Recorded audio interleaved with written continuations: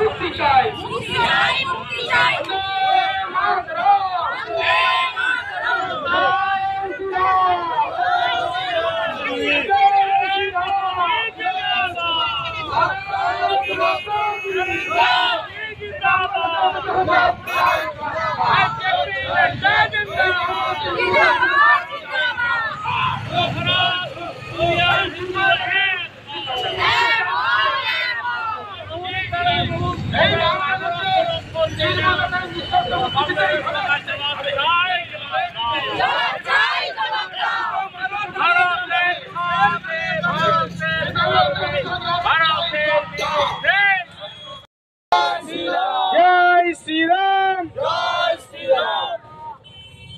বাংলাদেশের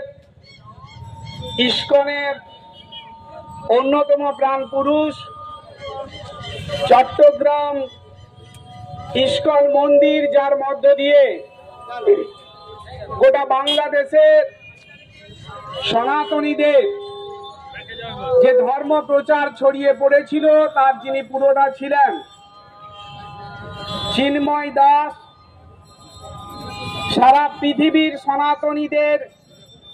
অধিকার রক্ষার লড়াইতে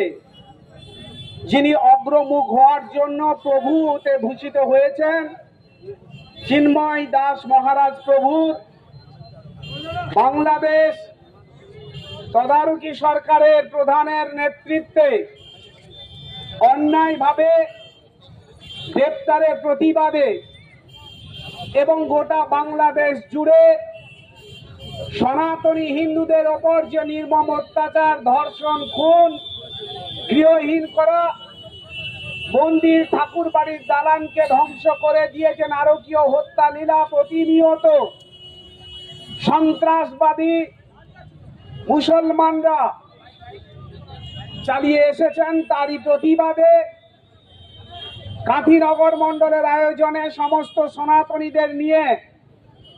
এই বিশাল পদযাত্রা বিক্ষোভ কর্মসূচিতে উপস্থিত সকল কার্যকর্তাকে আমি